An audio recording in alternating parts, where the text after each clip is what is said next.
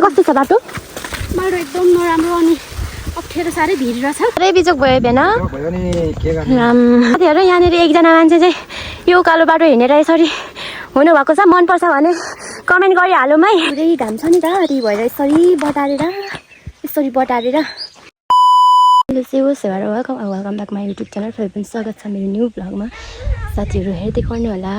घरबाट निस्किसकेको छौँ साथीहरू। हिँड्दैछौँ। दिदी हुनुहुन्छ, दिदी हुनुहुन्छ। म चाहिँ यस्तै छु है साथीहरू। मेरो हालत दिदी अगाडि हिँड्दै हुनुहुन्छ। अनि छोरा छ यहाँनिर, छोरा।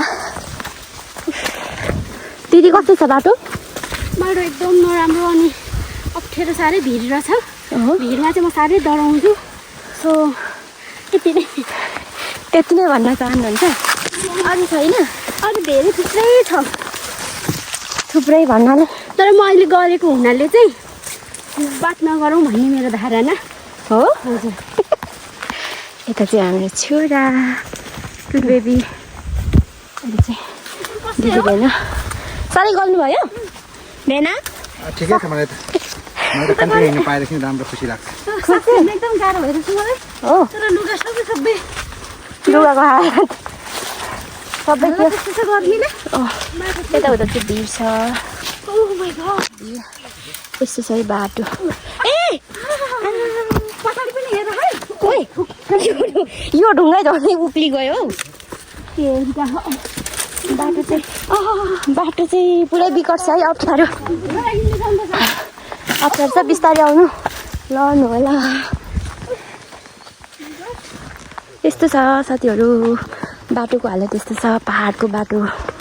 अनि म चाहिँ मामालाई जाँदैछु। दिदी बेना अनि सानो बेबी, हाम्रो बेबी हो यो, छोरा, दिदीको छोरा। अनि यस्तो बाटो हिँड्नुपर्छ साथीहरू। यताउता पुरै भिड छ है। मेरो मामालाई जाने बाटो त पुरै भिड पो छ त हौ साथीहरू। भिड देख्न सक्नुहुन्छ। यस्तो छ। अनि यता बेबी हामी कहाँ गएको बेबी? मामाला साथीहरू। हामी चाहिँ मामाला जाँदैछौँ। यस्तो अब कल जानुपर्छ। दिदी भेना चाहिँ उतै हुनुहुन्छ साथीहरू। अनि पुरै घाम छ नि त, त्यही भएर यसरी बटारेर चाहिँ उकालो घाममा हिँडिरहेको छु है साथीहरू। देख्न सक्नुहुन्छ। यस्तै छ साथीहरू। अनि यता चाहिँ द्वितीय बाटो रहेछ। यता कता जाने बाटो, हामी चाहिँ यो बाटो आएको साथीहरू। अब हामी चाहिँ यसरी जाने उकालो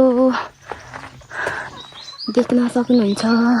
हामी चाहिँ यसरी जानुपर्ने हुन्छ साथीहरू। हेर्दै गर्नु होला है साथीहरू। हामी चाहिँ बिसाएको थियौँ, हेर्दैछौँ। बेबी छ हिँड्नु बिस्तारै।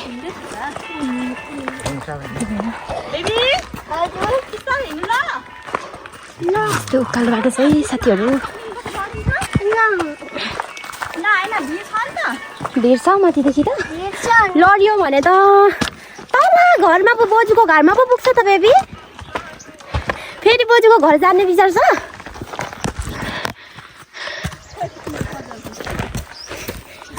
ढुङ्गाहरू हेर्नु न साथीहरू कति धेरै छ।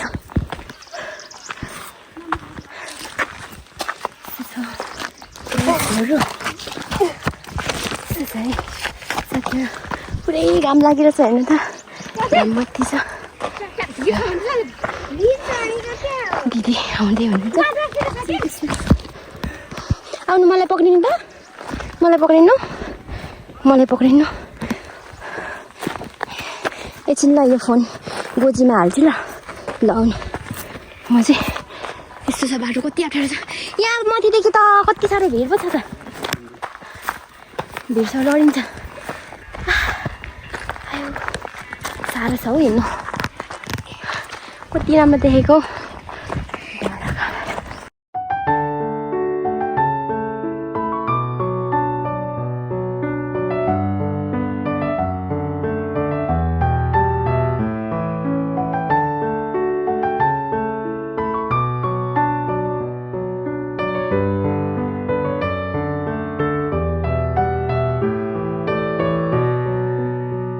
छ साथीहरू बाटो देख्न सक्नुहुन्छ उता उता डाँडा काँडा छ भिरालो छ बाटो चाहिँ यत्रो छ अनि यो चाहिँ हाम्रो गाउँ है साथीहरू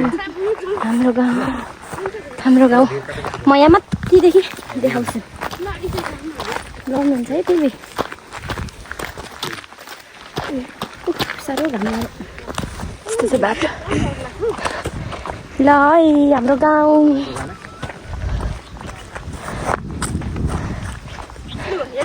यो गाउँ हेर्नु त पहाड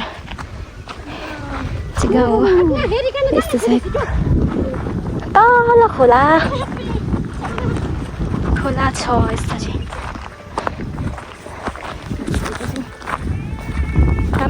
हाम्रो घर देख्नुभयो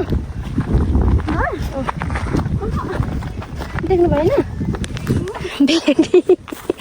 म यहाँनिर अटाएर हिँडिरहेको छु बेबीलाई लु यहाँ एकछिन उभिनु त ल साथीहरू हेर्नु त क्या राम्रो देखिरहेछ चाहिँ हाम्रो गाउँ है कस्तो राम्रो देखिरहेछ त्यही उभिनु है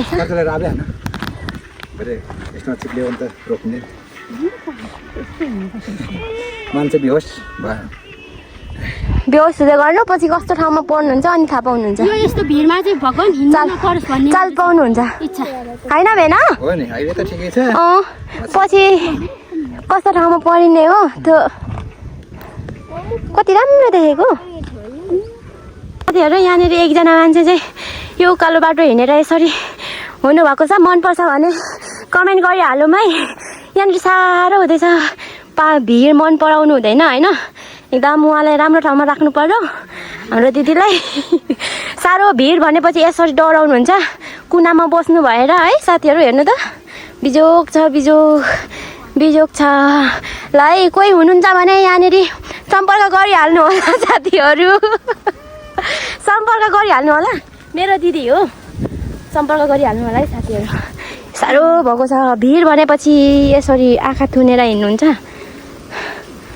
यस्तो हुनुहुन्छ है साथीहरू क्युट हुनुहुन्छ मेरो दिदी अनि हामी यस्तो भिडको बाटो हिँडेको नि त साथीहरू हेर्नु त देख्न सक्नुहुन्छ यस्तो छ तपाईँहरू पनि आउनुभयो भने यहाँ हाम्रो दिदी जस्तै हुनुहुन्छ छुई मुटु छुई हुन्छ अरे हाम्रो दिदीको हाम्रो त हिँड्ने बानी छ र त्यस्तो हुँदैन अनि हाम्रो दिदी चाहिँ एकदम लेकको मान्छे हो उसलाई भिड भनेपछि एकदम डर लाग्छ अरे डर लाग्छ विचार गर्नु है साथीहरू यहाँनिर एकजना मान्छे हुनुहुन्छ सम्पर्क गरिहाल्नु होला ल भिड भनेपछि के हो के मुटु कामेर यस्तो ओह्रालो भिड हेर्नु त लु हेर्नु त हिँडाइ हेर्नु त लु हाम्रो दिदीको भिड भनेपछि यस्तो देख्नु हेर्नु न साथीहरू कस्तो भिड छ नि त भिड यस्तो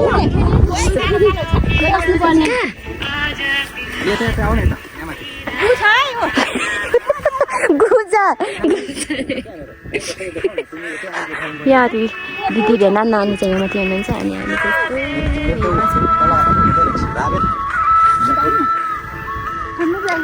हामी त्यस्तो साथीहरू यहाँ चाहिँ रुख लडिरहेको रहेछ ढलेछ रुख बाटै ब्लक भएछ हौ यहाँ त अनि यता चाहिँ दिदी भेना दिदी छोरा हुन्छ यता छु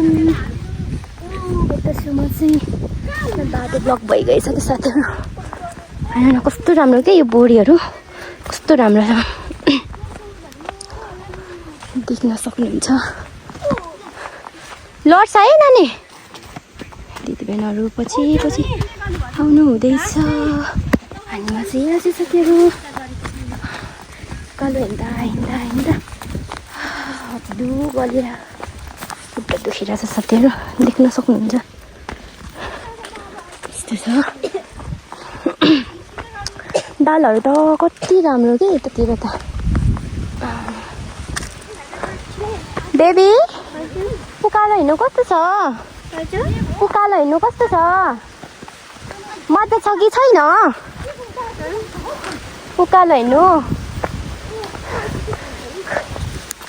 साह्रै उकालो छ बाटो कहिले नहिँड्नु जत्तिकै खुट्टा दुखेर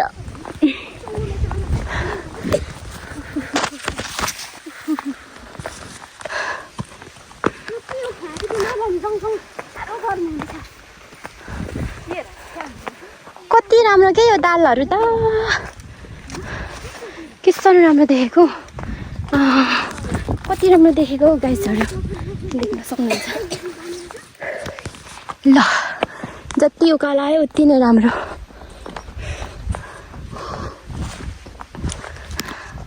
डाँडा काँडाहरू फुलिरहेको रहेछ कति राम्रो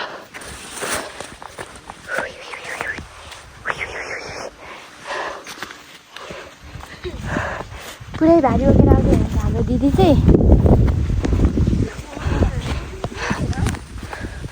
दिदी होइन बाधाहरू निस्किनु भयो हजुर दिदी बादलहरू यतै हुँदो रहेछ थुप्रो रहेछ दिदी यतै हुँदी यो बादलहरूले त कति साह्रो दुःख दिएको हो आयो यता चाहिँ तिहार आउँदैछ साथीहरू फुल फुलिरहेछ रहेछ यता चाहिँ टन्नै फुलहरू फुलिरहेको छ हिँड्नु हिँड्नु दिदीको हालत ऊ यहाँ माथि त्यो घरदेखि मस्तिर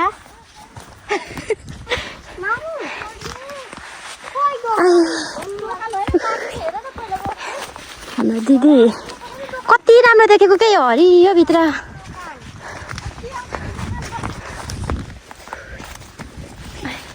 ल साथीहरू हेर्दै गर्नु होला है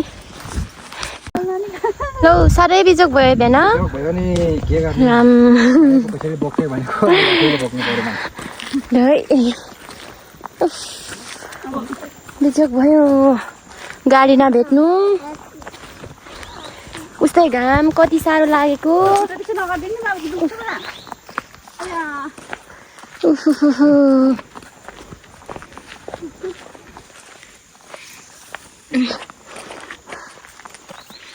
Papa, त्यसो नगरिदिनुहोस् न खुट्टा